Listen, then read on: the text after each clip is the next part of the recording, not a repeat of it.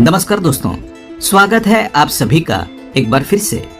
दोस्तों, अगर आप अपनी लाइफ में कुछ नया सीखना चाहते हैं तो चैनल को सब्सक्राइब जरूर करिएगा। आज की जो कहानी है जीवन की बड़ी सीख देने वाली कहानी है, ज्ञानवर्धक कहानी है। इसे सुन लेने से, इसमें बताई बातों पर अमल करने से जिंदगी में कभी आपको हार का सामना नहीं करना पड़ेगा, ना किसी के सामने झुकना पड़ेगा। ये एक तीतर की कहानी है। तीतर को बताई 8 बातें कुछ ऐसी है। तीतर कहता है कि जो इंसान अपने जीवन में सुख समृद्धि पाना चाहता है, हमेशा सुखी जीवन जीना चाहता है, वो इंसान इन 8 बातों को अपने जीवन में हमेशा याद रखें और हो सके तो इन 8 बातों को अपने संतानों को भी जरूर बता के जाएं। ऐसी 8 अनमोल बातें तीतर बताता है जो दिव्य साधु महाराज ने उसे बताई। तीतर कहता है कि जो इंसान इन 8 बातों को अपने जीवन में उतार के रखता है, उसके जीवन में कभी भी किसी भी प्रकार का कोई संकट आ नहीं सकता। वो इंसान अपने जीवन में कभी धोखा नहीं खा सकता। ये 8 बातें हम आपको एक कहानी के माध्यम से बताएंगे। लेकिन दोस्तों, उससे पहले आपसे गुजारिश है कि वीडियो को पूरा अवश्य देखें, क्योंकि अधूरी जानकारी, आधा अधूरा ज्ञान हमेशा घातक होता है। वीडियो को शेयर भी करें और चैनल को सब्सक्राइब करके बेल आइकन जरूर दबाएं। आते हैं कहानी पर। एक जंगल में एक तीतर रहता था। उसके 2 बच्चे थे। उस तीतर की पत्नी बड़ी भोली थी, बड़ी सीधी सादी थी। उसके पेट में कभी कोई बात नहीं रुकती थी। कोई भी बात वो सुनती तो हर किसी से कह देती थी। उनके जितने भी मित्र थे, जितने भी अड़ोसी पड़ोसी थे, उन सभी को ये बात अच्छी तरह मालूम थी कि तीतर की घरवाली के पेट में कभी कोई बात रुकती नहीं है। इसी बात को लेकर तीतर बड़ा परेशान था। वो तीतर जंगल में जाता, शिकार करता और शिकार लाकर अपने बीवी बच्चों को खिलाता, उनका पालन पोषण करता। उसी जंगल में कई और पक्षी भी रहा करते थे। उनके पड़ोस में उनका मित्र कौवा रहता था। ये कौवा उस तीतर का पड़ोसी मित्र था और कौवा हर बार तीतर से पूछा करता कि तीतर भाई, तुम कहाँ जाते हो? अच्छे अच्छे शिकार करके लाते हो और अपने बच्चों को अच्छा अच्छा भोजन खिलाते हो। ऐसा तुम क्या करते हो, जरा मुझे भी बताओ। वो तीतर अपना भेद कभी नहीं खोलता, लेकिन तीतर की आदत थी कि वो अपने घरवाली से इस बात को कह देता था कि मैं इस तरीके से शिकार ढूंढता हूँ और इस तरीके से शिकार करके लेकर आता हूँ।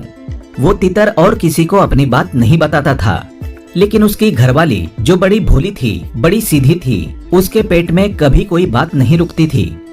और तीतर से कुछ पता नहीं चलने पर वो कौवा तीतर की घरवाली से इस बात को पूछता था कि तुम्हारा पति कहाँ जाता है और कैसे शिकार करके लाता है। वो तीतर अपने घरवाली को खूब समझाता कि तुम किसी से कुछ मत कहा करो। अगर तुम ऐसे करती रही तो एक दिन ऐसा आएगा कि हमारे खाने के लाले पड़ जाएंगे, हमें भोजन मिलना बड़ा मुश्किल हो जाएगा। लेकिन उस तीतर की पत्नी भोली थी और भुलक्कड़ भी। वो कुछ देर उस बात को याद रखती, लेकिन कुछ देर बाद पति तीतर ने कही बात को भूल जाती। इसी बात को लेकर वो तीतर बड़ा चिंतित रहता था, क्योंकि तीतर मेहनत से भोजन इकट्ठा करके लाता था। हर रोज नई जगह खोजने की कोशिश करता था, नई जगह खोजकर अपना भोजन तलाश करता। लेकिन जब शाम को आकर अपनी पत्नी को बताता, वो बात पत्नी दूसरे दिन उस कौवे को बता देती। कौवा अक्सर इसी फिराक में रहता और तीतर की पत्नी को अक्सर पूछा करता कि तुम्हारा पति कहाँ गया था, इतने कम समय में भोजन कहाँ से लाया। वो कहता कि हम दिन भर भटकते रहते हैं, लेकिन हमें कहीं भोजन नहीं मिलता। और तुम्हारा पति ऐसा क्या करता है जो फट से जाता है और फट से भोजन लेके आता है। कौवे की इस बात को सुनकर उस तीतर की पत्नी वो सारी बातें बता देती जो तीतर उससे कहता, क्योंकि तीतर रोज जाता और रोज नई जगह खोज करके भोजन लेकर आता। और आते ही उसकी पत्नी पूछती कि आज कहाँ से लेके आए हो। वो तीतर अपनी पत्नी को बताता कि मैं फला जगह से भोजन लेकर आया हूँ। दूसरे रोज जब कौवा उस तीतर की पत्नी से पूछता तो वो तीतर की पत्नी उस कौवे को बता दिया करती। फिर कौवा वहाँ से चलता और उस तीतर वाली जगह पर अपना कब्जा बना लेता। तीतर को वहाँ आसपास भी भटकने नहीं देता। इसी परेशानी को लेकर तीतर बड़ा दुखी हुआ था, क्योंकि जिस जगह को तीतर खोजकर अपने भोजन का प्रबंध करता, उसी जगह पर जाकर कौवा अपना कब्जा बना लेता था।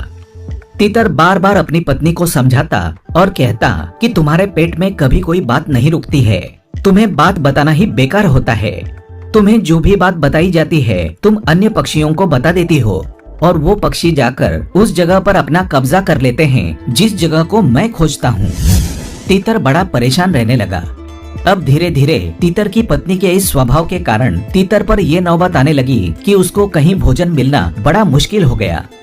तीतर को अपने बच्चों को, अपनी पत्नी को भोजन खिलाना भी बड़ा मुश्किल होता जा रहा था, क्योंकि तीतर जो भी जगह नई जगह खोजता उस जगह पर कौवा जाकर अपना कब्जा जमा लेता और तीतर को उस जगह के आसपास भी भटकने नहीं देता। अब तीतर के सामने बड़ी चुनौती आ गई, बड़ी समस्या खड़ी हो गई कि परिवार का और अपना पेट पालन कैसे करें। तीतर ने अपने और अपने परिवार के लिए जितना भी भोजन इकट्ठा कर रखा था, धीरे धीरे वो सब खत्म होने लगा।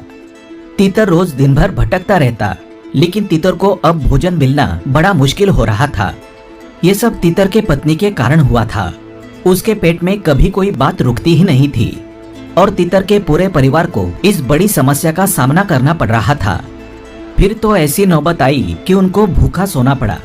2-2 दिन तक उनको भूखे ही सोना पड़ा। तीतर अपनी पत्नी को रात दिन कोसता रहता, कहता कि सब तुम्हारी वजह से हो रहा है। अगर तुम्हारे पेट में थोड़ी सी भी बात रुकती तो आज ये नौबत नहीं आती। तीतर की पत्नी तीतर से कहती, देखो जी, मुझ पर चिल्लाने की कोई जरूरत नहीं है।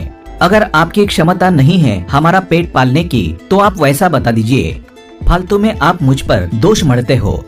तीतर इस बात को लेकर बड़ा परेशान हो गया और दिन भर भटकता भटकता एक साधु के आश्रम में पहुंच गया। साधु के आश्रम में पहुंचकर साधु को प्रणाम करके वहां चुप होकर बैठ गया। जब साधु ने उस तीतर को देखा कि तीतर बड़ा शांत बैठा है, साधु सोचने लगा कि इस तीतर के जीवन में कोई बड़ी समस्या है, कोई बड़ी परेशानी है।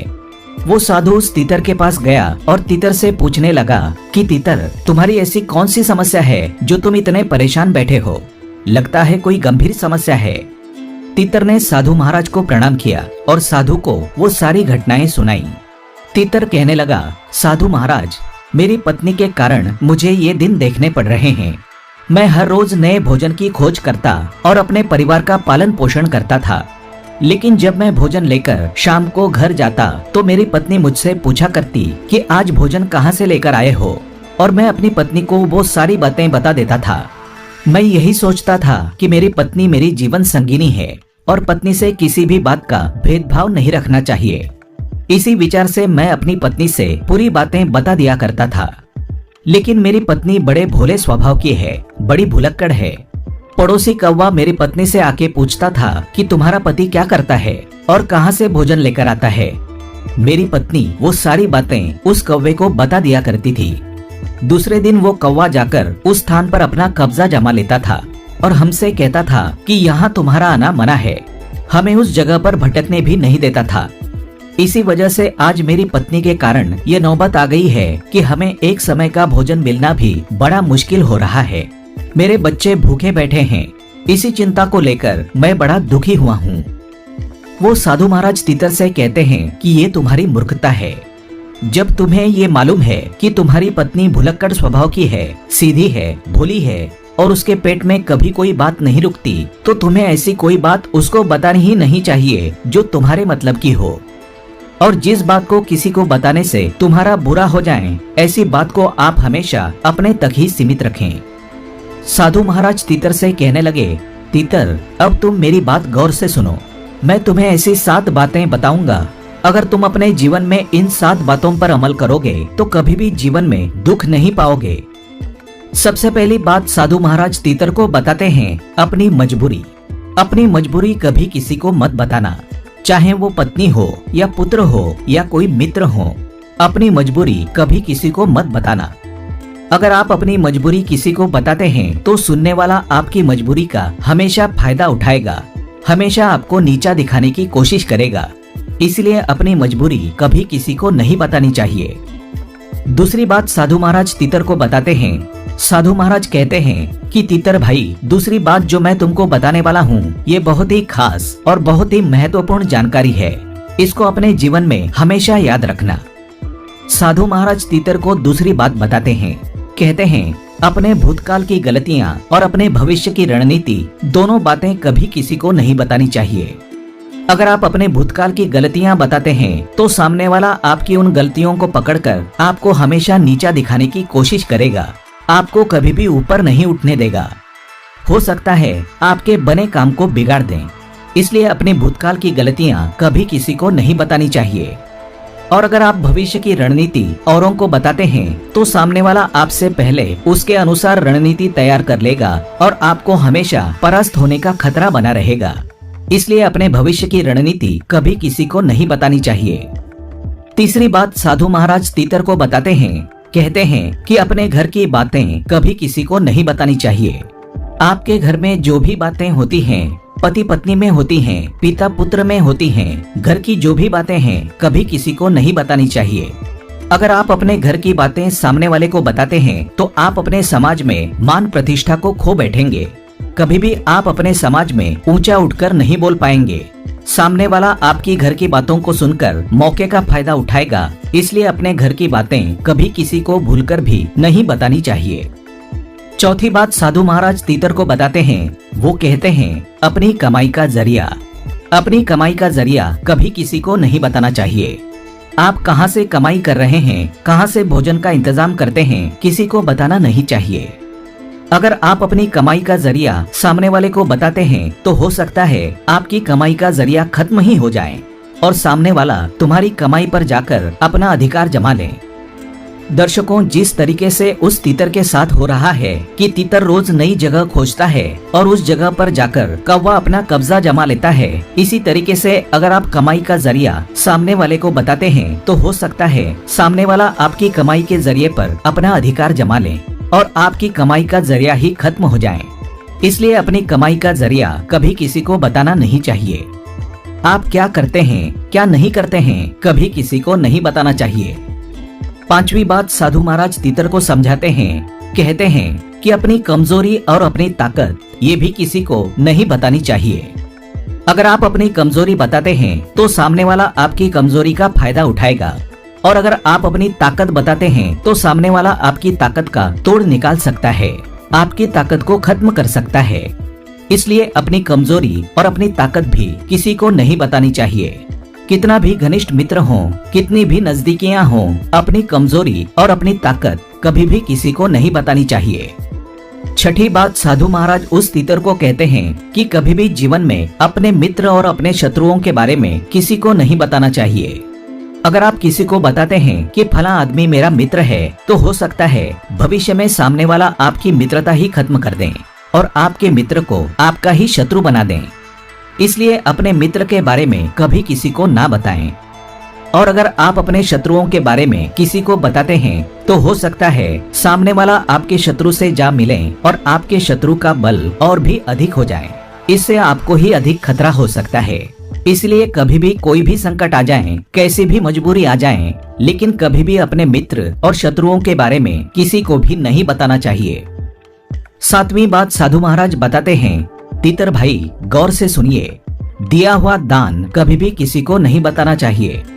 अगर आप दाएं हाथ से दान देते हैं तो बाएं हाथ को भी पता नहीं चलना चाहिए।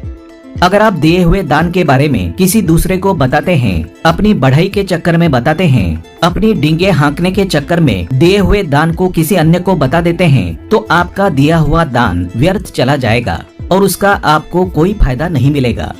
इसलिए दान के बारे में कभी किसी को नहीं बताना चाहिए। तो ये 7 बातें साधु महाराज ने तीतर को समझाई। तीतर के मन में 7 बातें बिल्कुल बैठ गई। तीतर ने उन बातों पर अमल कर लिया। फिर धीरे धीरे तीतर ने अपनी पत्नी को बातें बताना बंद कर दिया। उसके बाद तीतर का जीवन पहले जैसा सुखमय हो गया। तीतर अपना जीवन सुख से व्यतीत करने लगा। आप भी अपना जीवन सुखमय तरीके से व्यतीत करने के लिए इन बातों को अपना लें। उम्मीद करते हैं आपको कहानी पसंद आई होगी।